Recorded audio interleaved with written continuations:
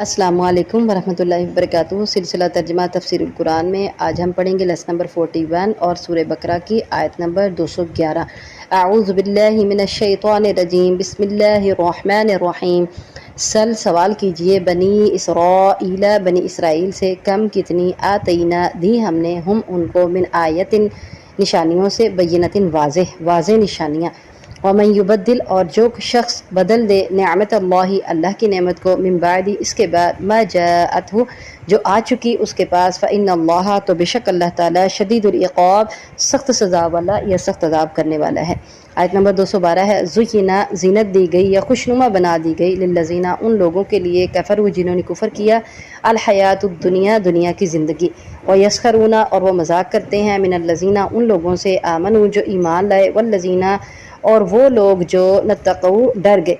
یا جنہوں نے پرہیزگاری کی، فوقہم ان سے اوپر ہوں گے، یوم القیامت قیامت کے دن، واللہ اور اللہ تعالیٰ، یرزق رزق دیتا ہے، من یشاء جسے چاہتا ہے، بغیر حساب بغیر حساب کے۔ آیت نمبر 213 ہے، کان الناس تھے سب لوگ، امتا واحدتا ایک ہی امت، فبعث اللہ النبیین تو پھر بھیجا اللہ تعالیٰ نے نبیوں کو، مبشرین خوشخبری دینے والے، ومنذرین اور ڈرانے والے، وانزل اور اتاری معہم ان کے ساتھ، الکتاب کتاب، بالحق کی حق کے ساتھ، لیحکم تاکہ وہ فیصلہ کریں، بین الناسی لوگوں کے درمیان، فیما اس میں جو یا جن باتوں میں، اختلاف کیا انہوں نے، فیہ جن میں، وما اختلف اور نہیں اختلاف کیا، فیہ اس میں، الا الذین مگر ان لوگوں نے جو اوتوہ دیے گئے تھے وہ کتاب، من بعد اس کے بعد، ما جاءتہم جو آ گئی ان کے پاس یا آ چکی ان کے پاس، البینات واضح دلیلیں، باغیم بینہم سرکشی آپس کی سرکشی کی وجہ سے یا ضد کی وجہ سے، فہد اللہ الذین پس ہدایت دی اللہ تعالیٰ نے ان لوگوں کو، آمنوا جو ایمان لائے، لما اس کے لیے، اختلفوا فیہ جس میں انہوں نے اختلاف کیا، من الحق کی حق کے بارے میں، باذنہ اپنے حکم کے ساتھ، واللہ اور اللہ تعالیٰ، یہدی ہدایت دیتا ہے، من یشاء جسے چاہتا ہے، الی صراط مستقیم سیدھے راستے کی طرف۔ آیت نمبر 214 ہے، ام حسبتم کہ تم نے گمان کیا، ان تدخلوا الجنت یہ کہ تم داخل ہو جاؤ گے جنت میں، ولما یأتی اور ابھی تک نہیں آئی کم تمہارے پاس، مثل الذین ان لوگوں کی طرح یا ان لوگوں کی حالت یا ان لوگوں کی مثال، خلو من قبلکم جو گزرے تم سے پہلے، مستہم لگی ان کو یا پہنچی ان کو، البأساء تنگی، والضراء اور تکلیف، وزلزلوا اور وہ سخت ہلائے گئے، حتیٰ یہاں تک کہ یقول الرسول کہہ اٹھا رسول، والذین اور وہ لوگ جو آمنوا ایمان لائے تھے، معہ اس کے ساتھ، متی نصر اللہ کب ہوگی اللہ کی مدد، الا خبردار، ان نصر اللہ قریب بے شک اللہ کی مدد قریب ہے۔ السلام علیکم ورحمۃ اللہ وبرکاتہ۔ اب ہم لیسن نمبر 41 میں سورہ بقرہ کی آیت نمبر 211 کی ڈیٹیل کرتے ہیں۔ تو تھوڑا پیچھے چلیں، 210 آیت میں ہم نے پڑھا تھا کہ کفار اللہ کے نبی صلی اللہ علیہ وسلم سے یہ مطالبہ کر رہے تھے کہ اللہ تعالیٰ ان کے پاس آئے، فرشتے ان کے پاس آئیں، وہ سامنے ان کو اپنی آنکھوں کے سامنے دیکھیں تو پھر وہ ایمان لائیں گے، لیکن اللہ تعالیٰ نے ان کے اسی مطالبے، اسی ڈیمانڈ کا جواب دیا۔ اس آیت میں اللہ تعالیٰ ارشاد فرماتے ہیں، اعوذ باللہ من الشیطان الرجیم، بسم اللہ الرحمن الرحیم، سل بنی اسرائیل کم آتیناہم من آیت بینہ، سوال کیجئے بنی اسرائیل سے کتنی دی ہم نے ان کو واضح نشانیاں، ومن یبدل نعمت اللہ من بعد ما جاءتہ فإن اللہ شدید العقاب اور جو کوئی بدل دے اللہ کی نعمت کو اس کے بعد جو آئی اس کے پاس، تو بے شک اللہ تعالیٰ سخت عذاب کرنے والا ہے۔ تو بنی اسرائیل کو اللہ تعالیٰ نے بہت زیادہ نعمتیں دیں، اور یہاں یہی کہا جا رہا ہے کہ پہلی امتوں نے بھی اس طرح کے مطالبات کیے، جیسے اب کے کفار اس طرح کے مطالبے کر رہے ہیں کہ وہ اللہ کو دیکھیں یا وہ فرشتوں کو دیکھیں گے سامنے تو پھر ایمان لائیں گے۔ تو بنی اسرائیل قوم نے بھی موسیٰ علیہ السلام سے یہی مطالبہ کیا تھا کہ لن نؤمن حتی نری اللہ جہرۃ، کہ یہاں تک کہ ہم اللہ تعالیٰ کو ظاہری طور پر دیکھ لیں، اور پھر بہت سے معجزات، اصل میں یہ معجزے کا مطالبہ کر رہے ہیں۔ تو انبیاء کو پہلے ان کی قوم کے طلب کرنے پر یا پھر نہ طلب کرنے پر، لیکن ہر صورت اللہ تعالیٰ نے معجزات دیے، کئی معجزات دیے، لیکن ان کی قومیں جب معجزات دیکھ کر ایمان نہیں لاتی تھی تو پھر ان کی حالت کیا ہوتی، اللہ تعالیٰ ارشاد فرماتے ہیں، وَمَن يُبَدِّلْ نِعْمَتَ اللَّهِ مِن بَعْدِ مَا جَاءَتْهُ فَإِنَّ اللَّهَ شَدِيدُ الْعِقَابِ، تو اللہ تعالیٰ سخت عذاب کرنے والا ہے۔ تو پھر وہ ان کی قوموں کا کیا حال ہوتا، ان پر اللہ کی طرف سے عذاب نازل ہو جاتا۔ جب وہ معجزہ دیکھتے پہلے اس کو طلب کرتے، اور جب معجزہ مل جاتا اللہ کی طرف سے پھر اس معجزے کو دیکھ کر بھی ایمان نہ لاتے اور اس نعمت کو وہ کفر کے ساتھ بدل دیتے، تو ان پر اللہ تعالیٰ کا عذاب نازل ہوتا، جیسے قوم سمود پر اللہ کا عذاب نازل ہوا، قوم فرعون پر نازل ہوا، بنی اسرائیل پر نازل ہوا۔ تو اللہ تعالیٰ ارشاد فرماتے ہیں سل بنی اسرائیل کما آتیناہم من آیۃ بینہ، بنی اسرائیل سے پوچھو کتنی ہم نے ان کو واضح نشانیاں دیں۔ اور پیچھے پہلے پارے میں ہم نے پڑھا بنی اسرائیل کے بارے میں، اللہ تعالیٰ نے موسیٰ علیہ السلام کو عصا دیا، ید بیضہ دیا، پھر ان پر طوفان آیا، ان پر بنی اسرائیل کی قوم پر ٹڈیوں کا عذاب آیا، ان کے لیے اللہ تعالیٰ نے سمندر کو پھاڑ دیا اور ان کو فرعون سے نجات دی، اور ان کے اوپر بادل کا سایہ کر دیا صحرا میں، ان کے لیے 12 چشمے پھوٹ پڑے، اللہ نے 12 چشمے جاری کر دیے، ان پر من و سلوہ نازل کیا، یہاں تک کہ جب بھی یہ اللہ کی ناشکری کرتے، انہوں نے گائے کی بچھڑے کی پوجا شروع کر دی، تو پھر بھی اللہ تعالیٰ نے ان کو معاف کر دیا، اور جب بھی یہ ناشکریاں کرتے، کفر کرتے، تو اللہ تعالیٰ ان کو معاف فرما دیتے۔ لیکن انہوں نے اللہ تعالیٰ کی ان ساری نعمتوں سے کوئی فائدہ نہیں اٹھایا، اور بجائے اس کے کہ وہ ان نعمتوں پر اللہ تعالیٰ کا شکر ادا کرتے، انہوں نے ناشکری کی، اور اللہ تعالیٰ یہی ارشاد فرماتے ہیں کہ جو کوئی اللہ کی نعمت کو کفر کے ساتھ بدل دے تو پھر کیا ہے، فَإِنَّ اللَّهَ شَدِيدُ الْعِقَابِ، اللہ تعالیٰ سخت عذاب کرنے والا ہے۔ تو پھر اگلا کام کیا ہوتا ہے، ایسی قوموں پر اللہ تعالیٰ کی طرف سے عذاب نازل ہوتا ہے۔ آگے آیت نمبر 212 میں اللہ تعالیٰ ارشاد فرماتے ہیں زُيِّنَ لِلَّذِينَ كَفَرُوا الْحَيَاةُ الدُّنْيَا، زینت دی گئی ان لوگوں کے لیے جنہوں نے کفر کیا دنیا کی زندگی کو، یا دنیا کی زندگی کو خوشنما بنا دیا گیا ان کے لیے، مزین کر دیا گیا ان کے لیے، اور وَيَسْخَرُونَ مِنَ الَّذِينَ آمَنُوا، اور وہ مذاق کرتے ہیں ان لوگوں سے جو ایمان لائے۔ تو اس آیت میں اللہ تعالیٰ ارشاد فرماتے ہیں کہ کفار کے لیے دنیا کی زندگی ہی خوبصورت بنا دی گئی، شیطان نے اس کو مزین کر کے ان کے سامنے پیش کیا کہ دنیا کی زندگی ہی ہے جو کچھ ہے، اس کے علاوہ اور کچھ نہیں ہے، اور وہ یہ سمجھتے ہیں کہ دنیا میں ہی ہے سارا کچھ، جو حاصل کر لیں اس کے عیش و عشرت اور اس میں ساری لذتیں جو بھی ہم دنیا کی زندگی میں حاصل کر لیں بس وہی ہمیں ملے گا، اس کے بعد کوئی زندگی نہیں ہے اور نہ ہی ہمیں کچھ ملے گا۔ تو دنیا کی زندگی ان کے لیے مزین کر دی گئی، اور وہ اس کی کے لیے باغ دوڑ کرتے ہیں، دوڑ دھوپ کرتے ہیں، اور اسی کے لیے وہ ہر گناہ کرتے ہیں دنیا کی زندگی کو خوبصورت بنانے کے لیے۔ تو ایسے ہی ہے جیسے یہ دنیا کی زندگی جو ہے یہ کافر کے لیے جنت نما ہوتی ہے، اور آخرت میں چونکہ اس کا کوئی حصہ نہیں ہوتا، جنت میں اس کا کوئی حصہ نہیں ہوتا کافر کے لیے، اس لیے دنیا کی زندگی ہی اس کے لیے جنت ہے۔ تو اللہ تعالیٰ ارشاد فرماتے ہیں یسخرون من الذین آمنوا، وہ تو ان لوگوں کو جو ایمان لائے ان کا مذاق اڑاتے ہیں، چونکہ اپنی طرف سے تو یہ دنیا کی زندگی کے لیے سب کچھ کرتے ہیں اور ان کو وہ حاصل ہو بھی جاتا ہے، کیونکہ کفار کے پاس دنیا کی نعمتیں مسلمانوں کی نسبت اکثر دیکھنے میں آتا ہے زیادہ ہوتی ہیں۔ تو اللہ تعالیٰ قرآن پاک میں بھی ارشاد فرماتے ہیں کہ اگر مجھے مسلمانوں کے بہک جانے کا ڈر نہ ہو تو میں ان کو بہت دوں، دنیا میں بہت دوں۔ تو یہ ہے کفار کے پاس بہت ہوتی ہیں نعمتیں، دنیا کی بہت زیادہ ہوتی ہیں، اس لیے ہوتی ہیں کہ آخرت میں ان کے لیے کوئی حصہ نہیں ہوتا۔ اب ان کا اگلا کام یہ ہوتا ہے کہ یہ مسلمانوں کا، مومنوں کا مذاق اڑاتے ہیں کہ یہ وہ مومن ہیں جو آخرت کے بدلے میں اپنی دنیا کی زندگی ختم کر بیٹھے ہیں۔ مسلمان چونکہ ہجرت کر کے جاتے، اور جب ہجرت کر کے جاتے تو ان کا مال و دولت، جائیدادیں، بعض اوقات بیوی اور بچے، اولادیں، سب کچھ لے لیا جاتا، کفار ان سے واپس لے لیتے۔ تو یہ کافر لوگ جو ہیں ان کا مذاق اڑاتے اور کہتے کہ دیکھو ایک اسلام کی خاطر انہوں نے دنیا کی ہر نعمت کو ٹھکرا دیا اور اسلام کو لے کے آگے بڑھ رہے ہیں۔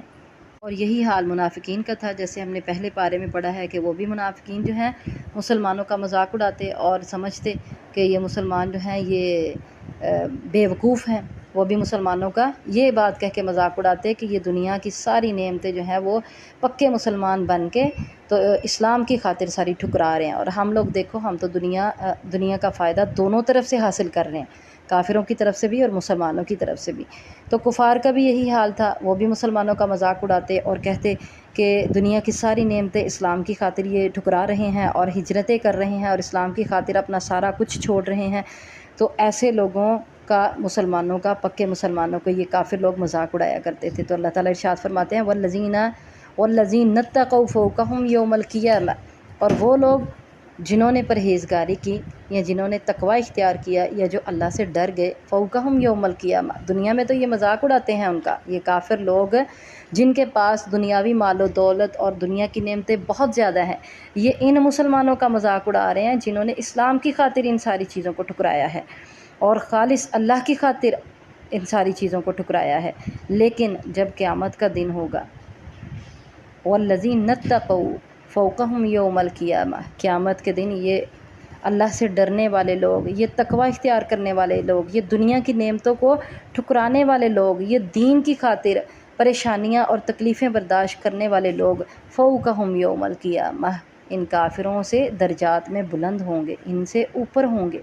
वल्लाहु यर्ज़ुक़ु मन यशाअ बिग़ैरि हिसाब, और अल्लाह जिसे चाहता है रिज़्क़ देता है बग़ैर हिसाब के। अगर दुनिया में अल्लाह ने काफिरों को बहुत ज़्यादा दे दिया तो आखिरत में उनका कोई हिस्सा नहीं, और जन्नत की नेमतों का तो दुनिया की सारी नेमतें भी मिल जाएँ तो जन्नत की एक नेमत का भी मुकाबला नहीं कर सकती। तो जो जन्नत की नेमतें मोमिनों को मिलेंगी उसके मुकाबले में ये दुनिया की नेमतें तो कुछ भी नहीं। अल्लाह ताला जिसे चाहे बग़ैर हिसाब किताब के रिज़्क़ अता फरमाता है। आगे आयत नंबर 213 में अल्लाह ताला इरशाद फरमाते हैं, कानन्नासु उम्मतन वाहिदा, थे लोग सब लोग एक ही उम्मत। इस आयत में इस तारीख़ी हकीकत का इंकशाफ है कि इंसानियत की इब्तदा में ये जो कुफ्र और शिरक है और जो बुतों की पूजा की जाती है, जो पानी की, आग की, हवा की, सूरज की, और फिर इसी तरह कुछ लोग नेक हस्तियों की इबादत करते हैं, ये सारे जितनी भी तगूती ताकतें हैं अल्लाह के अलावा जिनकी भी इबादत की जाती है, इन सब की इबादत इब्तदा में नहीं की जाती थी बल्कि खालिस तौहीद होती थी। हर तरफ अल्लाह ताला की तौहीद का प्रचार किया जाता था, हर तरफ अल्लाह ताला को ही रब समझा जाता था, अल्लाह ताला को ही मालिक समझा जाता था, अल्लाह ताला को ही राज़िक समझा जाता था, अल्लाह ताला को ही खालिक समझा जाता था। सभी लोग इब्तदा में एक ही दीन तौहीद पर थे और एक ही मिल्लत पर थे। इब्न अब्बास रज़ी अल्लाह ताला अन्हु इरशाद फरमाते हैं कि आदम अलैहिस्सलाम से लेकर नूह अलैहिस्सलाम के दरमियान 10 करन यानी 1000 साल तक का फ़ासला था,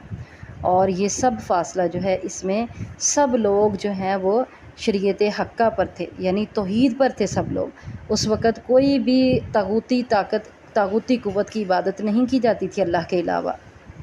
बाद में ये इख्तलाफात पैदा हुए और इन इख्तलाफात को दूर करने के लिए अल्लाह ताला ने फ़बअसल्लाहुन्नबिय्यीन मुबश्शिरीन व मुनज़िरीन, अल्लाह ताला ने भेजा अम्बिया को खुशखबरी देने वाले और डराने वाले, अल्लाह ताला की इबादत करने वाले और अल्लाह की तौहीद पर साबित कदम रहने वालों को खुशखबरी देने वाला बना के भेजा अल्लाह ताला ने अम्बिया को, और जो अल्लाह की इबादत नहीं करते और अल्लाह की तौहीद पर साबित कदमी इख्तियार नहीं करते, कुफ्र और शिर्क का मुज़ाहरा करते हैं, ऐसे लोगों के लिए डराने वाले बना कर भेजा। व अनज़ल मअहुमुल किताब बिलहक़, और उनके साथ किताब भी नाजिल की, लियहकुम बैनन्नास, ताकि वो फ़ैसला करे लोगों के दरमियान, फ़ी मख्तलफ़ू फ़ी, उसमें जिसमें उन्होंने इख्तलाफ किया। अब पहल ये था, पहली उम्मतों में इख्तलाफ जो था वो लाइल्मी की वजह से नहीं बल्कि इस बात पे इख्तलाफ था कि हसद, ज़िद और सरकशी की वजह से। जैसे हम पढ़ते हैं बनी इसराइल वाले नबी करीम सल्लल्लाहु अलैहि वसल्लम की, तो अल्लाह के नबी सल्लल्लाहु अलैहि वसल्लम की नबूवत को तस्लीम नहीं करते थे। यहूदी कहते थे कि अम्बिया का सिलसिला तो चूँकि हज़रत इसहाक़ अलैहिस्सलाम की लड़ी से आ रहा था तो ये इस्माइल इस्लाम की लड़ी से क्यों आए, ज़िद और हसद की वजह से। और फिर ये हसद था कि पहले अरब के लोग इन पर ईमान क्यों नहीं लाए और हम लोग पहले इन पर ईमान है, वो लोग पहले ईमान क्यों ले आए और हम लोग पहले ईमान क्यों नहीं लाए, ये ज़िद थी और ये हसद था उनको। इसी तरह पहले दौर में इख्तलाफात जो हैं वो लाइल्मी की वजह से नहीं होते थे बल्कि बाहमी हसद, ज़िद और सरकशी की वजह से पैदा होते थे, तो जिसकी वजह से वो पहली उम्मतें मुख्तलिफ़ फ़िरक़ों में बट गईं हज़रत नूह अलैहिस्सलाम के बाद का, जैसे अभी हमने पढ़ा। और फिर अल्लाह ताला ने नबी करीम सल्लल्लाहु अलैहि वसल्लम को भेजा और जितने भी इख्तलाफात थे और सारी उम्मतों में सारे अम्बिया की उम्मतें जो हैं, जैसे अभी यहूद भी मौजूद हैं और ईसाई भी मौजूद हैं, सबको अल्लाह ताला ने एक प्लेटफार्म पर जमा कर दिया। और वो प्लेटफार्म क्या है? कुरान और इस्लाम। جیسا کہ اس آیت میں اللہ تعالیٰ ارشاد فرماتے ہیں وَمَا اخْتَلَفَ فِيهِ إِلَّا الَّذِينَ أُوتُوهُ مِن بَعْدِ مَا جَاءَتْهُمُ الْبَيِّنَاتُ بَغْيًا بَيْنَهُمْ، اس کے بارے میں ہم نے ڈیٹیل کر لی کہ آپس کی ضد، سرکشی اور حسد کی بنا پر اختلاف کرتے تھے، اور اللہ تعالیٰ نے وقتاً فوقتاً انبیاء کا سلسلہ جاری رکھا اور ان کے ساتھ کتابیں بھی نازل ہوتی رہیں۔ پھر کیا ہوا؟ فَهَدَى اللَّهُ الَّذِينَ آمَنُوا لِمَا اخْتَلَفُوا فِيهِ مِنَ الْحَقِّ بِإِذْنِهِ، اللہ تعالیٰ نے اپنے حکم کے ساتھ مومنوں کو، خاص مومنوں کو اللہ تعالیٰ نے ہدایت دی، اور پھر اللہ کے نبی صلی اللہ علیہ وسلم آئے اور آخری کتاب قرآن مجید نازل ہوا، اور پھر اللہ تعالیٰ نے اس کتاب پر عمل کرنے کا حکم دیا اور سارے اختلافات کو ختم کر دیا، سب کو ایک پلیٹ فارم پہ جمع کر دیا اپنے حکم کے ساتھ۔ واللہ یہدی من یشاء بغیر حساب من یشاء الی صراط مستقیم، اور اللہ تعالیٰ ہدایت دیتا ہے جس کو چاہتا ہے سیدھے راستے کی طرف۔ اور اگر تاریخ کو ہم دیکھیں تو ہمیں پتہ چلتا ہے کہ امت محمدیہ میں بھی شروع میں کوئی اختلاف نہیں تھا، سلف صالحین میں سب میں کسی قسم کا کوئی اختلاف نہیں تھا، کیونکہ صحابہ کرام رضوان اللہ علیہم اجمعین اور تابعین اور تبع تابعین اور پھر اس طرح نیچے یہ سلسلہ جیسے جیسے چلتا آتا ہے، وہ سب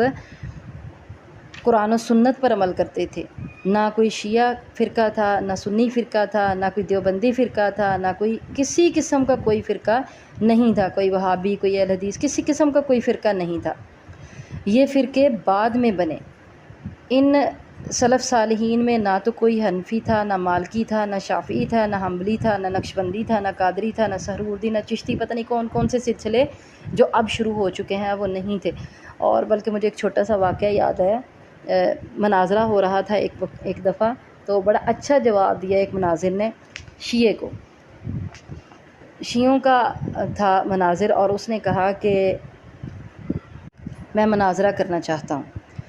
تو اس کے مناظرے میں اللہ تعالیٰ نے سمجھ بوجھ دی تھی، ایک عالم گئے اور انہوں نے مناظرہ کیا، اور مناظرہ کرنے سے پہلے جب سٹیج پر جانے لگے تو انہوں نے اپنا جوتا اٹھایا اور اپنے ہاتھ میں پکڑا اور جا کے سٹیج پر بیٹھ گئے۔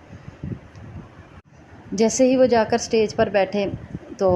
ان کا مذاق اڑایا جانے لگا، اور شیعہ حضرات مذاق اڑانے لگے، کہنے لگے کہ ان کو تو یہ بھی نہیں پتہ جوتا کہاں اتارنا ہے، اپنے ہاتھ میں جوتا پکڑا اور جا کے بیٹھ گئے ہیں۔ تو انہوں نے جواب دیا، کہنے لگے کہ یہ جوتا میں نے اپنے ہاتھ میں اس لیے پکڑا ہے کہ نبی کریم صلی اللہ علیہ وسلم کے دور میں شیعہ حضرات جو ہیں وہ جوتے چرا لیا کرتے تھے، تو میں جوتا اپنے پاس ہی رکھوں گا۔ یہ جواب سننا تھا کہ وہ جو شیعہ کا مناظر تھا وہ غصے میں آ گیا اور کہنے لگا کہ بالکل جھوٹ کہہ رہے ہو آپ، کیونکہ نبی کریم صلی اللہ علیہ وسلم کے دور میں تو شیعہ ہوتے ہی نہیں تھے۔ جب اس نے یہ جواب دیا تو دوسرا مناظر کہنے لگا کہ بات تو یہیں ختم ہو گئی، آپ نے خود ہی تسلیم کر لیا کہ نبی کریم صلی اللہ علیہ وسلم کے دور میں شیعہ ہوتے ہی نہیں تھے، تو پھر ہم آپ سے بات کیوں کریں، آپ تو بعد کی پیداوار ہیں۔ تو ماشاءاللہ بہت اللہ تعالیٰ فہم دیتے ہیں بعض لوگوں کو، تو اس طریقے سے انہوں نے یہ مناظرہ جو ہے اس کو جیتا۔ تو بہرحال مثال بتانے کا مقصد یہ تھا کہ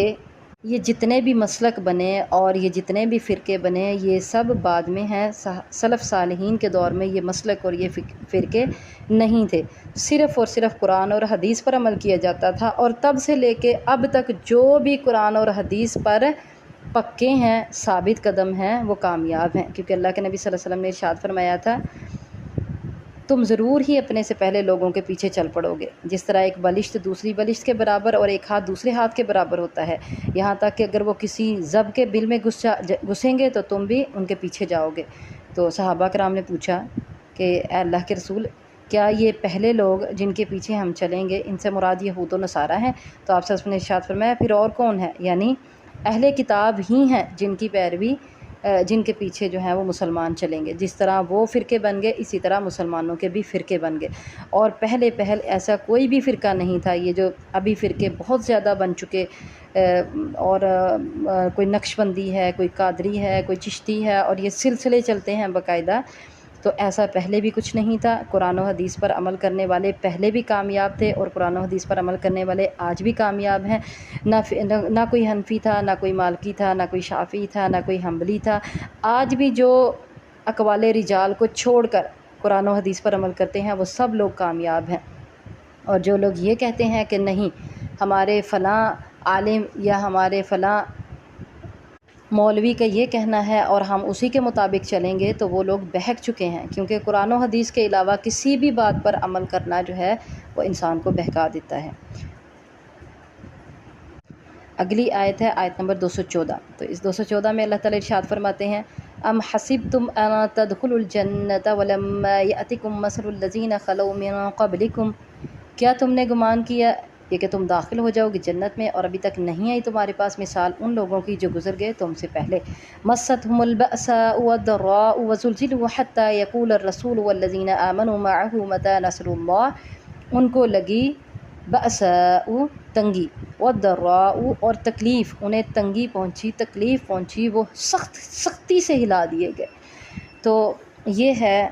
واقعہ۔ حضرت خبیب رضی اللہ تعالی عنہ فرماتے ہیں کہ ہم نے عرض کی یا رسول اللہ صلی اللہ علیہ وسلم آپ ہمارے لیے نصرت کی دعا کیوں نہیں کرتے؟ تو آپ صلی اللہ علیہ وسلم نے ارشاد فرمایا کہ پہلے لوگوں میں سے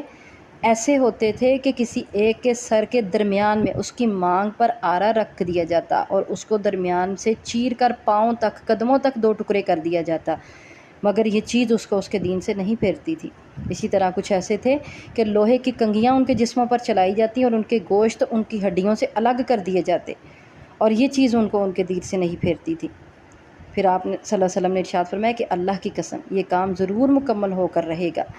اور یہ دین ضرور مکمل ہو کر رہے گا یہاں تک کہ سوار صنعاء سے حضر موت تک چلے گا، اور اسے اللہ کے علاوہ کسی کا ڈر نہیں ہوگا۔ یا صرف کیا ڈر ہوگا کہ اپنے بکریوں کے متعلق وہ بیڑیے سے خوف کھائے گا،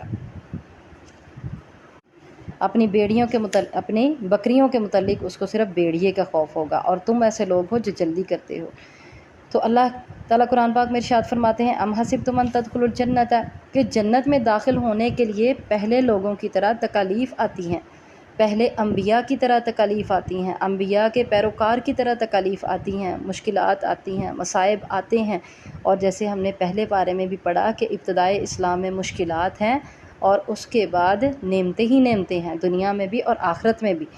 تو جب اسلام میں داخل ہوتے ہیں تو ابتدا میں مشکلات آتی ہیں۔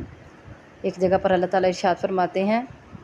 احسب الناس ان يتركوا ان يقولوا آمنا وهم لا يفتنون ولقد فتنا الذين من قبلهم فليعلمن الله الذين صدقوا وليعلمن الكاذبين، کیا لوگوں نے یہ گمان کیا ان يقولوا آمنا وهم لا يفتنون، کہ ان کو چھوڑ دیا جائے گا صرف اتنی بات کہنے پر کہ وہ ایمان لائے اور ان کو کسی آزمائش میں مبتلا نہیں کیا جائے گا، بلکہ اللہ تعالیٰ نے پہلی قوموں کو بھی آزمایا تاکہ اللہ جان لے کہ کون سچا ہے اور اللہ تعالیٰ ظاہر کر دے اس کو۔ تو اللہ تعالیٰ کی طرف سے یہ آزمائشیں تو پہلے انبیاء پر بھی آتی تھیں، انبیاء کے پیروکار پر بھی آتی تھیں، اور اسی طرح نبی کریم صلی اللہ علیہ وسلم کی ذات مبارک پر بھی تکالیف اور مصائب آئے، اور آپ صلی اللہ علیہ وسلم نے دین کے راستے میں، اللہ کے راستے میں، اسلام کے راستے میں ان تکالیف کو، ان مصائب کو برداشت کیا۔ اور آپ لوگ اکثر واقعات سنتے ہیں، طائف کی وادی میں گئے نبی کریم صلی اللہ علیہ وسلم تو کیا سلوک کیا گیا آپ کے ساتھ، لیکن پھر بھی نبی کریم صلی اللہ علیہ وسلم نے ان کے لیے بد دعا نہیں کی۔ نبی کریم صلی اللہ علیہ وسلم سجدہ مبارک میں جاتے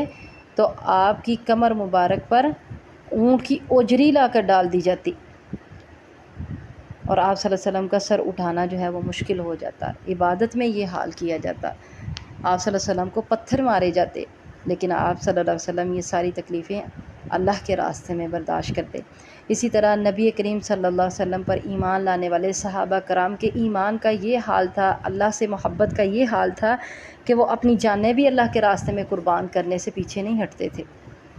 خبیب بن ارط رضی اللہ تعالی عنہ، جن کے بارے میں ابھی ہم نے حدیث پڑھی کہ انہوں نے کہا کہ آپ ہمارے لیے اللہ سے دعا کیوں نہیں کرتے، تو ان کا کیا حال تھا، لوہار تھے، اور ان کے جسم پر ان کا مالک، اور غلام تھے، ان کا مالک تپا کر لوہے کی سلاخیں ان کے جسم پر لگایا کرتا تھا، ان کے جسم پر جلے کے نشان ہوتے تھے۔ اور اسی طرح باقی صحابہ کرام رضوان اللہ علیہم اجمعین، سمیہ رضی اللہ تعالی عنہا، ان کو باندھ دیا گیا 2 اونٹوں کے ساتھ اور درمیان سے 2 ٹکڑے کر دیا گیا، اور یہ ساری تکلیفیں آئیں اسلام کے راستے میں اور انہوں نے برداشت کی۔ اسی طرح حضرت یاسر رضی اللہ تعالی عنہ اور اسی طرح عمار رضی اللہ تعالی عنہ، یہ سارے غلام تھے، تو آل یاسر کو اللہ کے نبی صلی اللہ علیہ وسلم نے بشارت دے دی جنت کی۔ تو یہ ساری تکلیفیں اور یہ سارے مصائب اسلام کے راستے میں آتے ہیں، ایسا نہیں ہوتا کہ بس یہ ایک حلوہ ہے، میٹھا حلوہ، اور جس کو چبانا بھی نہیں پڑے گا اور مٹھاس بھی ملے گی اور نرمی سے اس کو کھا لیا، بلکہ یہ اسلام جب اسلام میں بندہ داخل ہوتا ہے تو اس پر تکلیفیں آتی ہیں، اور اللہ تعالیٰ ارشاد فرماتے ہیں ان تدخلوا الجنت لما یأتکم مثل الذین خلو من قبلکم، ایسا نہیں ہوگا کہ تم جنت میں داخل ہو جاؤ اور تم پر کوئی تکلیف نہیں آئے گی، بلکہ کیا ہے، مستہم البأساء، پہلے لوگوں پر تکلیفیں آئیں، پہلے لوگوں پر تنگیاں آئیں، فقر و فاقہ آیا، پریشانیاں آئیں، اور مالی پریشانیاں اور جانی پریشانیاں۔ اور آپ صلی اللہ علیہ وسلم، آپ لوگوں نے نبی کریم صلی اللہ علیہ وسلم کے بارے میں سنا ہوگا کہ آپ کے گھر میں مہینوں چولہا نہیں جلتا تھا۔ فقر و فاقہ کی یہ حالت تھی کہ آپ کے گھر میں مہینوں چولہا نہیں جلتا تھا، اور 2 کالی چیزیں پانی اور کھجور پر گزارا ہوتا تھا۔ آج کون سا گھر ایسا ہے جس میں 8 دن کے لیے بھی چولہا نہ جلے؟ ایسا نہیں ہو سکتا۔ اسلام کے راستے میں کوئی بھی گھر یہ تکلیف برداشت نہیں کرے گا، لیکن اس وقت کے نبی حضرت محمد صلی اللہ علیہ وسلم جو ہیں، ان کے گھر میں یہ پریشانی تھی۔ اور پھر آپ نے تاریخ میں پڑھا ہوگا کہ جب نبی کریم صلی اللہ علیہ وسلم کی وفات ہوئی تو اس رات آپ صلی اللہ علیہ وسلم کے گھر میں جو دیا جل رہا تھا اس کا تیل بھی ادھار لیا گیا تھا کسی سے۔ آپ صلی اللہ علیہ وسلم کے رہنے سہنے کی یہ حالت تھی کہ جب بہت زیادہ مال و غنیمت بھی اکٹھا ہوا تو آپ کے جسم پر چارپائی کے یا چٹائی کے نشانات نظر آتے تھے کہ آپ اتنی نرم بستر کو پسند نہیں فرماتے تھے اور اتنی سہل پسندی کی زندگی کو پسند نہیں فرماتے تھے۔ تو صحابہ کرام کا بھی یہ حال تھا کہ حضرت خبیب رضی اللہ تعالیٰ عنہ کے بارے میں آتا ہے، اسلام کے راستے میں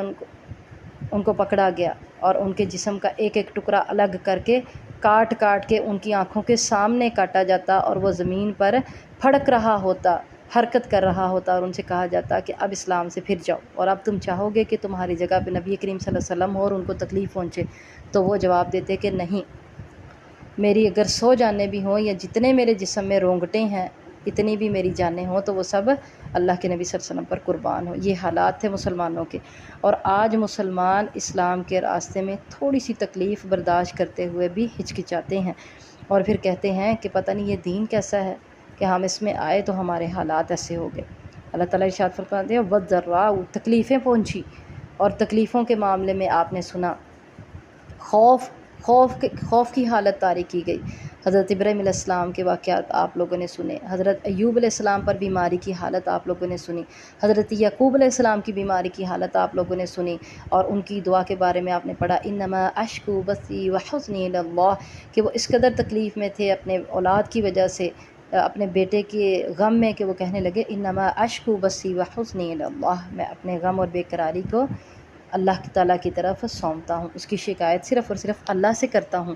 تو ایوب علیہ السلام کی بیماری کے بارے میں آپ لوگوں نے پڑھا۔ تو حالات یہ تھے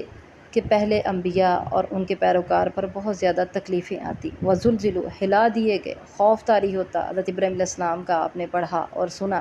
کہ کس طریقے سے ان پر آزمائشیں آئیں، اور پھر اسی طرح مسلمان غزوہ احزاب میں کس قدر خوف میں تھے، اور پھر مختلف موقعوں پر اس قدر خوف کے حالات ہوتے کہ ساری رات پہرا دینا پڑتا صحابہ کرام رضوان اللہ علیہم اجمعین کو۔ تو اللہ تعالیٰ ارشاد فرماتے ہیں حتیٰ یقول الرسول والذین آمنوا معہ متی نصر اللہ، اس قدر تکلیفیں اور تنگیاں آتی ہیں اور اس قدر وہ ہلا دیے جاتے سختی سے کہ رسول اور وہ لوگ جو ایمان لائے وہ کہہ اٹھتے متی نصر اللہ، کب ہوگی اللہ کی مدد؟ اور یہ اس لیے کہتے کہ بہت زیادہ تکلیفیں اور پریشانیوں کی وجہ سے بے بسی کے عالم میں اپنی عاجزی اور زاری کا اظہار کرتے۔ بالکل ایسے میں آپ لوگوں کو مثال دینا چاہوں گی کہ جب ہم تکلیف میں ہوتے ہیں نا، بہت زیادہ تکلیف آ رہی ہوتی ہے، بار بار تکلیف، جیسے لیبر پینز یہ عورت کو آ رہی ہوتی ہیں، تو کیا ہوتا ہے اس وقت؟ ہم کہتے ہیں بس یہ بس کس لیے ہوتی ہے؟ اب یہ تو نہیں ہو سکتا نا ہم اس کو برداشت کرتے جائیں، ایسا نہیں ہوتا۔ بس یہی ہوتا ہے یا اللہ اب بس، یا اللہ اب بس۔ تو یہ عاجزی اور انکساری کا اظہار ہوتا ہے کہ میں تو کمزور ہوں اللہ، تو ہی طاقتور ہے، اور بس کر دے، اب میرے اندر طاقت نہیں۔ تو اسی طرح جب کوئی بھی تکلیف آتی کسی کے اوپر تو وہ ایسے ہی کرتا ہے۔ تو انبیاء اور ان پر ایمان لانے والے لوگ بھی اپنی عاجزی اور اپنی زاری کا اظہار کرتے تھے، اور یہ کہتے متی نصر اللہ، اللہ کی مدد کب ہوگی؟ تو اللہ تعالیٰ نے ارشاد فرمایا الا ان نصر اللہ قریب، خبردار جان لو اللہ کی مدد قریب ہی ہے۔ تو یہ سب کے لیے ہے، ہر وہ بندہ جو اللہ کے دین کی خاطر اور اللہ کی خاطر تکلیف برداشت کرتا ہے، تو سب کے لیے اللہ کا یہی حکم ہے، ان نصر